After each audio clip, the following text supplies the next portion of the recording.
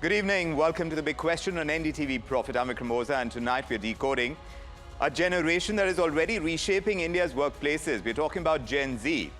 It's now well and truly in the workplace, and hence we're asking a very simple question.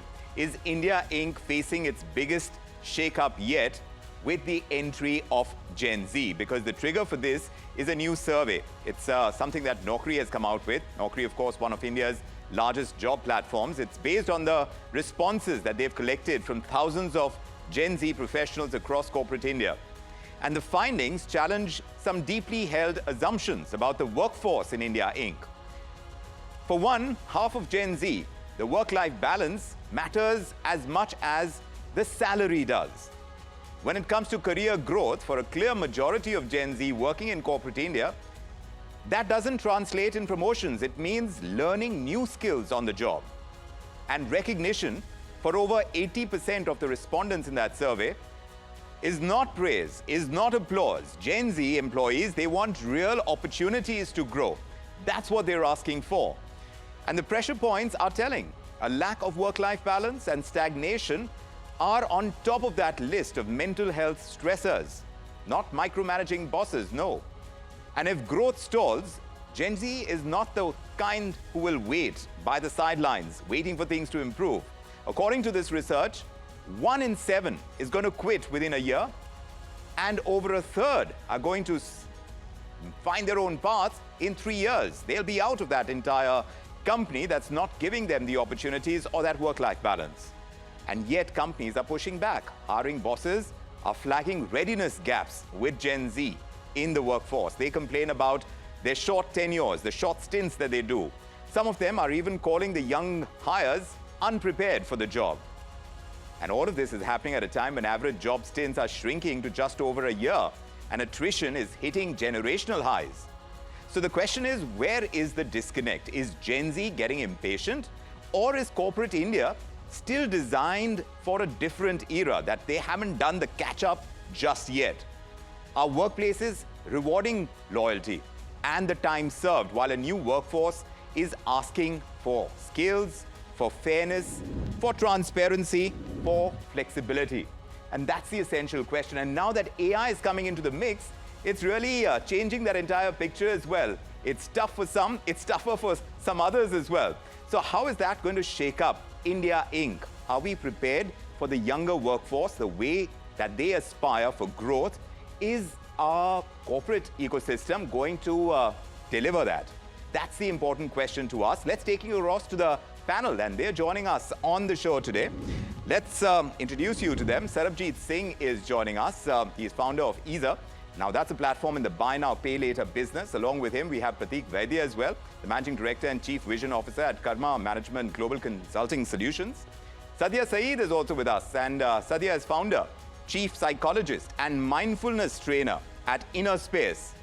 We have leadership coach Gopal Sejpal. We have a full house. Piyush Bagaria is also in the mix tonight. He's the co-founder of fintech startup Salary Say. So good to have all of you. Sarabjit, may I ask you first? The Naukri report is showing that half of Gen Z is prioritizing work-life balance over everything except salary. So when I look at you as a founder today, is that old idea that long hours means commitment, is that completely outdated now, going by what this research is telling us? So Vikram, actually, the entire idea of long hours has not gone unless and until something meaningful has been given to the employees. So if there is something big coming up, they have been driven with the entire motive of the organization. And at the same time, if they are looking to, contribute to the entire growth of the company along with themselves, they are okay with it. They are okay to work late hours, come at the flexible timings in the morning. But yes, even the organizations like ours and the new ones which are coming up with the younger entrepreneurs out there have to cope up with the new norms and not rely on what they have already had an experience along. Piyush, do you agree with what you're hearing from Sarabjit? This data is also showing that Gen Z is now increasingly tying growth to fairness and pay transparency. So now one wonders whether that opaque salary bands, the slow corrections, are those now deal breakers for retention when it comes to Gen Z in the workforce? Absolutely. Vikram, thanks for having me on the show. I am personally a big fan of this Gen Z generation. 80% of my team is Gen Z. I think it's very transparent and great working with them. Plus, we also empower a lot of leading Indian corporates to improve their benefits and relationships with their Gen Z workforce. What we see across the board is that this is a generation which, unlike let's say previous generations, has multiple opportunities and choices, and they will value their growth and connection over other things. Right, so they will not be stuck at a place which is not valuing them or which doesn't serve them just out of stability. So they will, they want the best for themselves, and leading organizations are going out of the way to make it happen for Gen Z. I think that's the way I see industry evolving.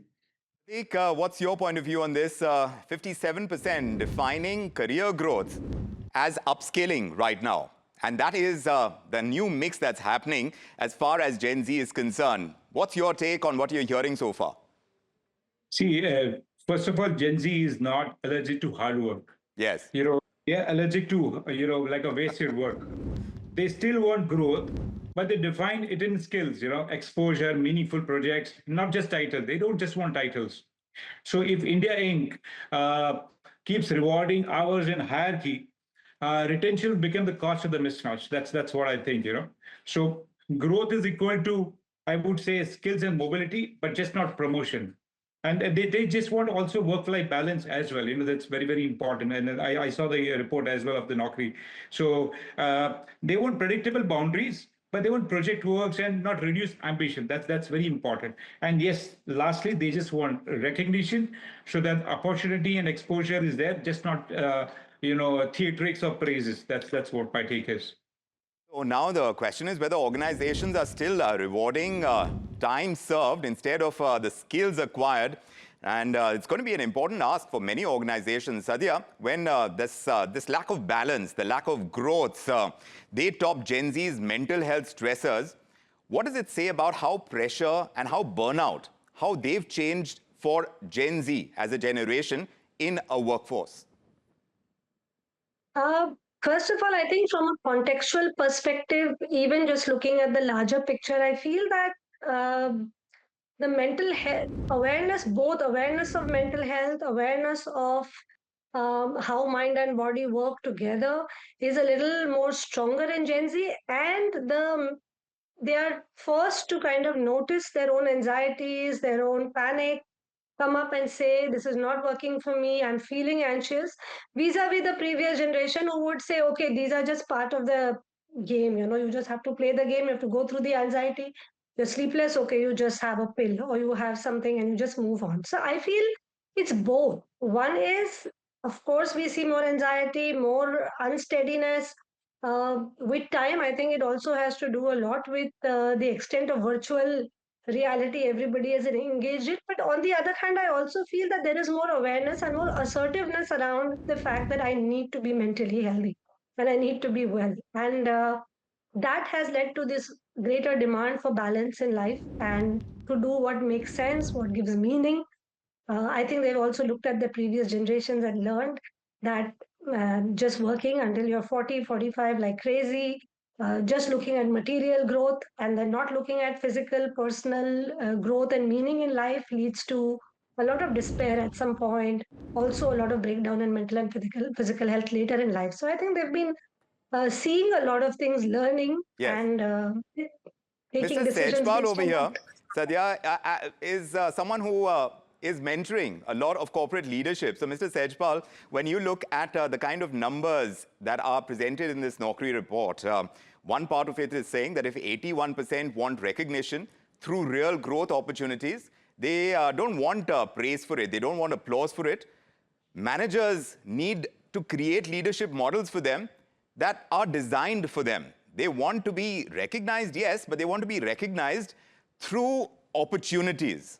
Do you see that? Is that something that becomes part of what leadership at corporates are now looking at trying to create even? Yeah, I mean, the opportunities in which area? An opportunity in the lateral growth, maybe yes, but generally most of the or corporations, most of the companies, they are giving them the horizontal growth. which is not palatable to them. Their designation change, but neither their pay package increases, nor their responsibility increases, nor their team number increases. And they are not happy with that kind of situation because they are born leaders, and most of them come from the B schools where they are taught to lead teams, build teams.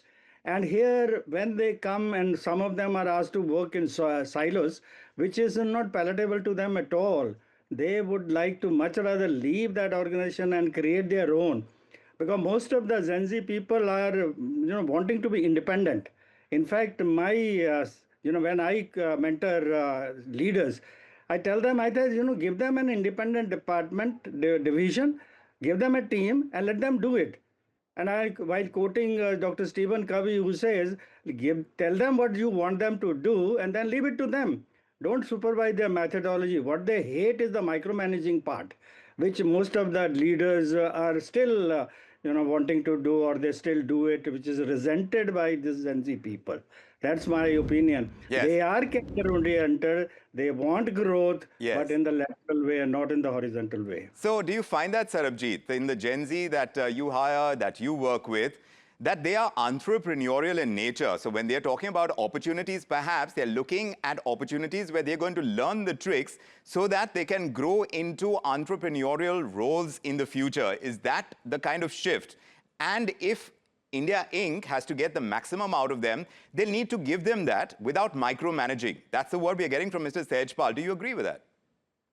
So I actually agree with them from a point of view that when we hire, the basic qualities that we look into an employee that comes on board is how is his reasoning skills with us, because a lot of things which has been now simplified because of AI, the kind of work that we were putting up for hours and hours, specifically in tech and regulations otherwise, has now been shortened up. So the workforce has shortened up. At the same time, these all new generation employees which are out there are seeking for opportunities to outshine and not actually just come to office every day and go back home. So they also prioritize their work balance, not only by having a different perspective towards life or works or priorities, but they're also looking forward to creating something which is more meaningful for them at work, something that they look forward to while going every day. And that's where it all creates.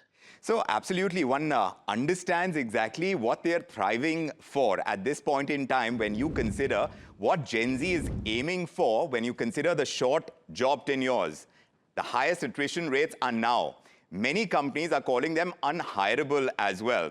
So is that a Gen Z issue, you think, Piyush, or do you think that this is a broken onboarding system? There is an expectations gap between the hirer and the hired in Gen Z.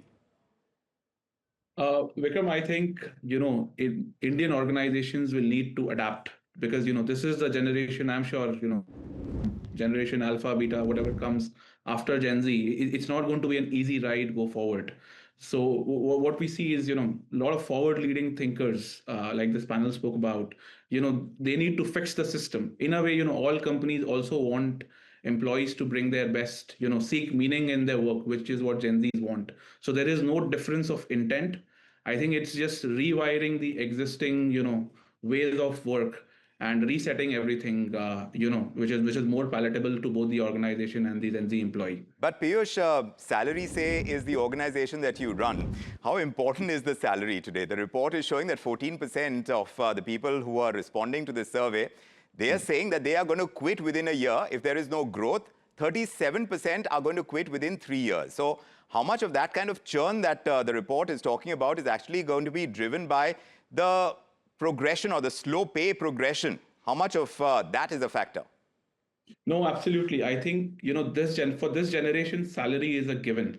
I think, they want state of the art, let's say, benefits on top of their salary, which is personalized, customized, using AI and, other technology pieces. So I don't think, like salary is not the top priority in their mind, like the survey also says. They take it as a given. They are not willing to wait. In fact, many of Gen Zs we work with, they are happy to wait out of jobs even for a few months because they know and they're confident that, if they have the right skills, job is, going to come to them no matter what.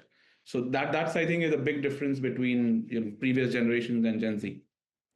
Well, the costs of everything are going up, and perhaps that's another reason, because when you're talking about work-life balance, you're also talking about opportunities where they are able to spend the kind of money that they make by doing the kind of work that they do in a way that is going to enhance their lifestyle. Prateek, only 11% of Gen Z is expecting to stay long-term in their current role is what this survey indicates. So do companies even know how to design modern career paths anymore to be able to kind of retain them? See, organizations need to understand that salary for the Gen Z may be getting in the door, right? But it does not make them stay. What retains Gen Z is the momentum, the skills, the meaningful projects, and a manager who invests in their growth. That's very important. See, Gen Z is not a problem. Workplace design, as Piyush and other friends of mine, they told, is a problem. People are still working on the old organization charts and titles and everything. That needs to have a complete refurbishment, which is really great. If you really want to retain Gen Zs, okay, no problem. They may go 1 year down the line, and they may be entrepreneurial nature. So, are you trying to engage with a fix, with variable, and maybe some of the companies with ESOPs? That's how you'll be able to give them. They are okay with the challenges, but the money is not the criteria. The challenge in their work and what you give them upskill. That's what they want. Mr. Sejpal, what's your take on this? Because retaining Gen Z talent seems to be a huge ask for India Inc. Yes, you'll get them in, but how are you going to keep them there? That's the question. So what do you tell the corporates when you do your training? Two things I tell them. One, let them have their voice. Let them have their voice not only at their individual division level, but also at the board level.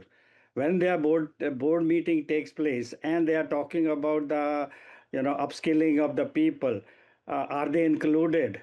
Are some of the the real top performers, are they included in that those meetings? That is, my suggestion to them is include them, ask their opinion, then draw up the career path. Those earlier career paths are no longer valid in today's context. I mean, I don't know many companies who are actually teaching them AI models and all. Right. What they are, Gen Z is learning, they are learning on their own. Structured programs are not designed or really taken into account. Second part is that old performance management or performance appraisal systems, filling up the form once a year at the end of the year and without even sometime telling them what is expected of them, is still in vogue, and that is killing the Gen Z people. I generally recommend to the corporate world, I said, look, call them on a monthly meeting, tell them what you want, or agree with them, partner with them, and say, this is what is expected of you during this coming month. And then at the end of the month, sit with them, how much has been achieved, what came in the way, and how, and not in the written format. Do it one-to-one in a communication system. And today AI can interpret that, make notes of that, and give you commentary on that. So what is the reason? Why are you doing the form filling here? It's not required at all in this current scenario. Saripjit, this is an important piece, right? To be able to kind of do this interaction with the management for Gen Z employees, having it face-to-face, not waiting for an entire year, fixing your KRAs and then testing whether you've done enough or not to be able to give them the salary hike. That's the old practice. Maybe millennials were okay with that still, but I'm not sure Gen Z is going to be okay with that. So how do you do that? And constant learning, like Mr. Sejpal is pointing out. So actually, I agree with Mr. Sejpal because at the end of the day, conversation, involvement, and I also believe the entire investment that the employees nowadays have within an organization is much higher as compared to what was before. At everything earlier was on the CXO levels, and there were organizational processes and methods that were followed. But currently, the current scenario, like salaries say, we also have approximately 75 to 85% of our workforce, which are the new generations. So their involvement in the entire organization, what are the milestones that we're going to achieve, how are we going to go from there, that drives them at the end of the day. And that what's keep them sticking to the company, at the same time driving the common goal where the organization and the employees grow together. And unless and until it's one-on-one, unless and until the communication is clear, the things don't move that way. Earlier generations had different priorities. Earlier generations have different mindset towards a stable income source, Yes. wherein here, again, it is like that. So communication needs to be here- clear. Sadhya, that's one Very. takeaway. Transparency is very important for them. In fact, the surveys also are showing that 65% they value transparency. They want fairness above all company values. They may not care for too many other values, but they want fairness. How damaging is unclear communication? Sarabjit is pointing that out, but when it comes to roles, to their growth, to the kind of pay, the kind of hikes that are being given, all of that is important to mental well-being and how a Gen Z employee is going to enjoy staying in an organization or not, isn't it? Absolutely. I think it boils down to trust, fairness, and trust in the management, in the system, and whether the system is actually rooting for you or not. And given the opportunity, I would like to say everybody, even in the previous generations, needed this. But like Sarabjit said, we settled for stable sources of income and other priorities which were more important at that time. And now that those priorities are not there for this generation, they're looking for exactly what anybody looks for: fairness, um, some equity in the system, trust in the system being interested in their growth and growing together with everybody. So ultimately, if these are the things that everybody has ever demanded, meaning in the workplace is something which I feel we'll have to bring to the workspaces now. Yes. So going ahead from here, now Piyush, Gen Z is also the most AI using and AI anxious generation. How should companies rethink their pay or approach to productivity, reskilling in an AI shaped workplace? Vikram, I think India historically has been at the forefront of taking benefit from any technology change globally, and AI is possibly one of the biggest realities of our time. So we need to design systems. I think corporate companies need to innovate so that we don't fall behind and take all the advantages. I think almost all Gen Zs we know, they are digitally very, very savvy. AI is something they are investing in at their end.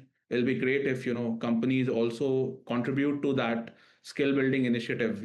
Increasingly AI agents will as much be a part of our work culture as Yes. humans in a way. So the way Sarabjit, work will yes. So if Gen Z is going to go growth hopping, they may not go job hopping, but if we want them to go growth hopping even, what's the single biggest change that founders like yourself, like CEOs as well, what kind of change must they make immediately to ensure that they get the growth and they don't go job hopping? I think it's more of the recognition among the organizational which will thrive the Gen Zs to actually be and stick to the organization for a longer period of time. Earlier, we had seen employees, working for companies for like 15 years, 10 years, and so on. But nowadays, the span has gone down to anywhere around the max that I can expect now is around 2.5, 3 years, even if you have been taken care well. So at the end of the day, I think on the systematic level, a lot of feedback is what will be now replaced with feed forward. So a lot of recommendations on what has to be done, how it has to be done, has to go from the organization management level also to the employees. Yes. And they will then improve from there and then get wasted in your company. And that is what we look forward to also. We want our employees to be wasted in our goals and then move forward from there. Mr. Sejpal, I'm going to come to you for your final thought on this. Is this really about Gen Z, or do you think corporate India is facing its biggest leadership and workplace reset that may not have happened in decades? There is nothing wrong with the Gen Z.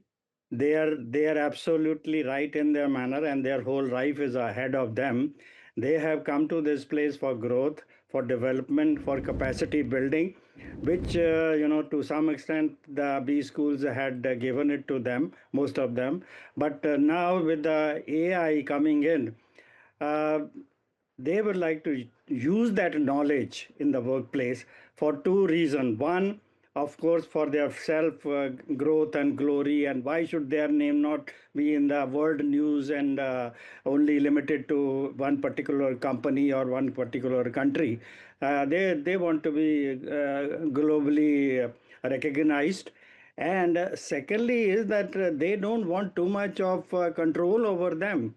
I mean, okay, you tell us what you want us to do, and we will do it the other way. Whether I do it through AI or whether I do it with my own developed mind, leave it to me. And then, I am with you. I would like to continue with you. Right. When they talk about the work-life balance, the only thing they have that if the office timing or whatever timing out there is closing at 5 o'clock, let me go home at 5 o'clock. I have a girlfriend waiting, or my wife waiting, or my family waiting. I have young children. I have to take care of them. Yes. And you want me to, pay by the, light I burn in the office. Right. Those were the days when, I was assessed. Right. How many hours I put on the job, and I was recognized a good worker or ordinary worker. Correct. But today, Gen Z doesn't want all that. I will do that thing in lesser time than you were doing earlier. So they say, Mr. Sejpal, leave it to us, and we will do it our way. You want the result? Here are the results. Be result oriented rather than Yes. oriented. So it's quite clear. It's quite clear from the data and the discussion that we've had, Mr. Sejpal, that Gen Z is not rejecting work. They're rejecting outdated work structures, if you please. They're asking for balance. They want transparency. They want to enhance their skills. They want fairness at the workplace. And they're willing to walk away if they don't see it. And the question for India Inc. now is no longer whether Gen Z is going to change the workplace or not. That's already happening. The real question is how quickly companies are willing to adapt to this. And that's going to be an important ask of India Inc., considering the growth path that we are on. My thanks to Sarabjit Singh, Piyush Bagaria, Pratik Vaidya, Sadhya Saeed, and Mr. Sejpal. Thank you for joining us with your insights tonight on a very important subject. And indeed, we'll keep the big questions coming here on NDTV Profit. We are talking about Gen Z, several issues related to it, and many more on NDTV Profit. I'm Vikram Oza from me and the team. Thank you so much for joining us this evening. Bye-bye.